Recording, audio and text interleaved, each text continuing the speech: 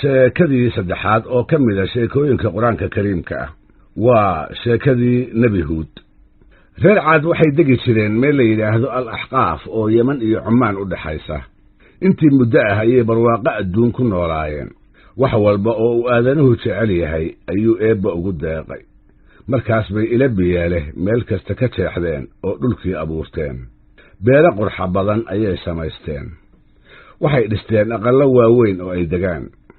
intaa waxaa u dheerayd awood xagga oogada ah iyo xoog dheeraad ah oo aan uunka kale la wadaagin. ha yeeshee marna isma ay weydiin halka ay barwaaqadaasi uga timid iyo abuurkoodu meesha uu ku asal leeyahay. garaadkoodu wuxuu siiyey inay samaystaan sanamyo ay u sujuudaan, sanamyo ay ku mahadiyaan haddii ay khayr helaan, markii ay dhibaata soo food saartana ay gargaar weydiistaan. intaa ka sokow waxay fasahaadiyeen arladii eebbe. koodii xoogga lahaa wuxuu gumaystay koodii taagta daraa, koodii weynaana wuxuu ku tuntay koodii yaraa. dabadeed si uu kuwa awoodda haysta u hanuuniyo, kuwa taagta daranna uu ugu hiiliyo, isla markaana uu guud ahaan aadanaha uga daweeyo aqoongaabnida indhaha tirtay. si uu intaasba u suuro geliyo ayuu eebba doonay inuu qoladaa u diro rasuul iyaga ka dhashay, rasuul ay afgaranayaan, sida ay u hadlayaan ula hadlaaya, ilaahoodii abuuray ugu yeeraya, baadinimada ay ku sugan yihiinna u caddaynaya. taasina waxay ka mid tahay naxariista eebbe iyo deeqdiisa xaddiga weyn. huud wuxuu ahaa nin reerkooda ugu laandheeraysan, ugu akhlaaq wanaagsan, ugu dulqaad badan oo ugu dabeecad wacan. sidaas buu eebbe ugu doortay inuu xambaaro fariintiisa una fidiyo diintiisa. waxaa xil looga dhigay inuu hanuuniyo caqliyadaa baadiyoobay ee waddadii toosnayd ka leexday. amarkii la faray ayuu yeelay. gudbinta fariintii uu eebbe u soo dhiibay ayuu dhabarka u ritay. wuxuu hub ka dhigtay nin walba oo xilkaas oo kale dusha ku qaadaa waxa ay tahay inuu ku hubaysnaado. oo maxay yihiin? kini adayg buuraha dhaqaajin kara iyo dulqaad uu aqoon laawayaasha kaga guulaysan karo.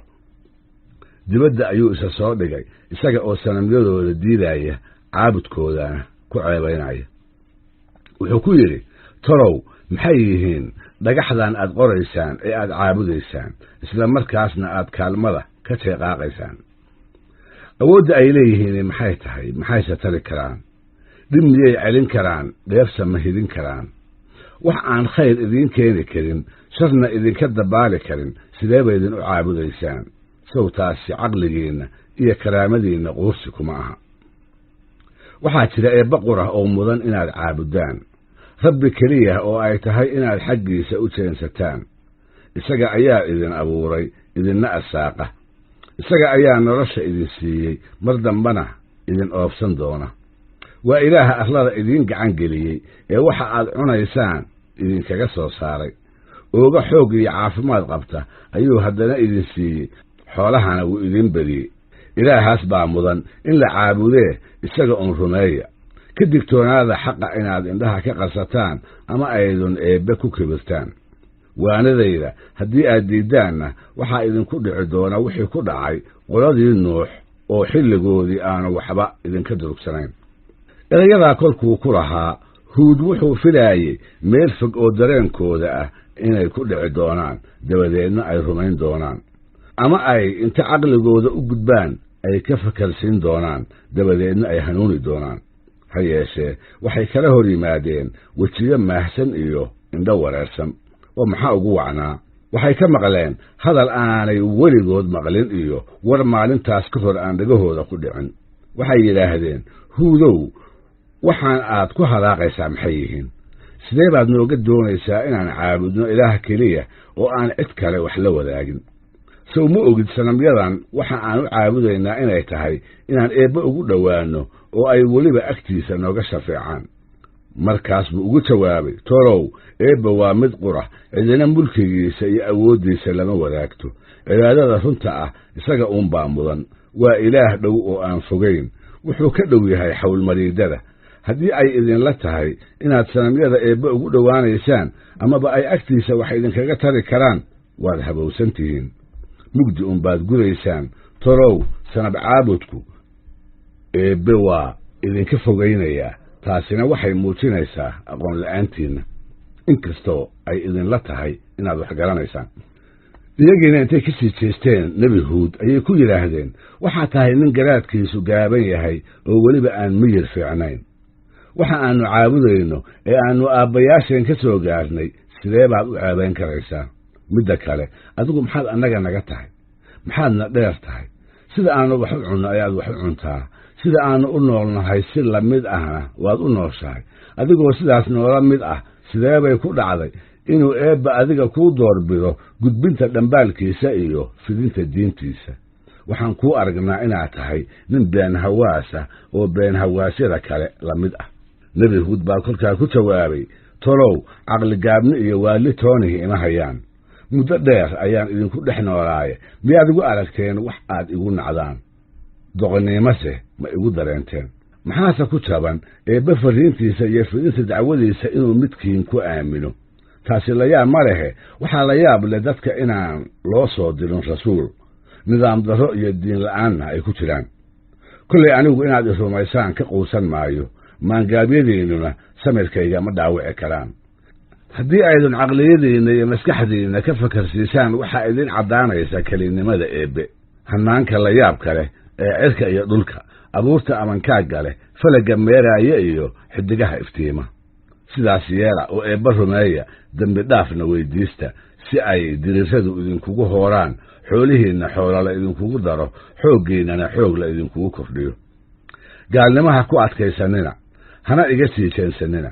waxaad ogaataan geerida kadib in la idinsoo saari doono ruuxii samafala naftiisa ayay u roon tahay kii xumi shaqaystana waa laga goyn doonaa naftiinna wax u horumarsada aakhiradiinnana wax u diyaarsada waa ikaas oo anigu farriintii eebbe idinsoo gaarsiiyey waxa aan idinkaga digayaana cadaabkiisa hoogga iyo ba'a huwan markaas bay waxay ku yidhaahdeen shaki kuma jiro huudow ilaahyadayada mid ka mid ahi inuu kuu carooday dabadeedna ku waalay oo iskaa daba mariyey caqligiina kaala tegey haddii aysan sidaas ahayn maxay yihiin erayada aan macnaha lahayn ee aad ku hadaaqaysaa erayada maskaxdaada uun ku jira ee aan meel kale dunida laga aqoon bal muxuu yahay dembi dhaafka roobka lagu helo xooluhu ku bataan xoogguna ku kordho waa maxay maalinta qiyaame ee aad ku andacoonaysaa inna la soo saari doono kadib markaannu noqonno lafa duugoobay oo dhammaaday waxa aad sheegaysaa waa wax aan dhici karin noloshan adduunyada ah waxaan ahayni ma jiraan waannu dhimanaynaa waannu noolaanaynaa waxaan waayaha ahayn oo nalaynayaana ma jiraan midda kale muxuu yahay cadaabka aad noogu goodiyeysaa ee aad filaysaa inuuna haleeli karo hadalkaaga u hoggaansami mayno caabudka ilaahyadana ka hari maynee haddii aad run sheegayso soo daa waxa aad noogu dhaaranayso ee aad noogu goodiyeyso nebi huud kolkii uu hubsaday sida madax adayga leh ee ay xaqa u diidan yihiin ayuu ku yidhi ilaah baa igu og inaan dhab u dadaalay oo si walba farriintii uu ii soo dhiibay aan idinku soo gaarsiiyey sidaas baana ku wadi doonaa danna ka geli maayo guulguulkiinna iyo goodigiinna ilaah baan tala saartay ilaaha aniga iyo idinkaba ilaaha inoo ah oo wax waliba ay awooddiisa ku jiraan rabbigay wuxuu ku sugan yahay waddada xaqa ah ee toosan siduu ku ballanqaaday nebi huud kama daalin inuu farriinta eebbe qoladiisa u gudbiyo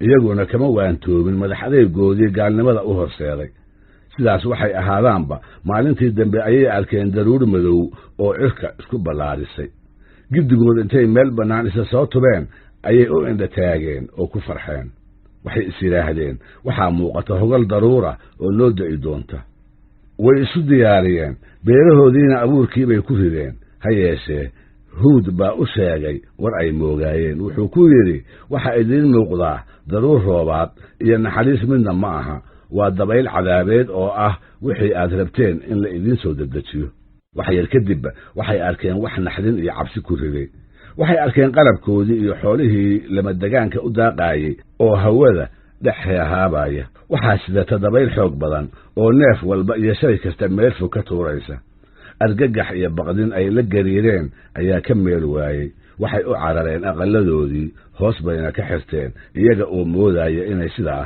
ku nabadgeli doonaan ha yeeshee balaayada dhacday waxay ahayd mid guud oo aan cidina ka fakan karin. dabayshii ayaa ciiddii lamadegaanka kor u xambaartay, waxayna sidaas ahayd 7 habeen iyo 8 maalmood oo isxiga. iyagoo meyd wada ah ayay noqdeen wax dhulka daadsan. waxay u ekaadeen geeda timireed oo qalalay jirdahood. mar qura ayay arlada dusheeda ka idlaadeen. mar qura ayay bugaga taariikhda ka tirtirmeen.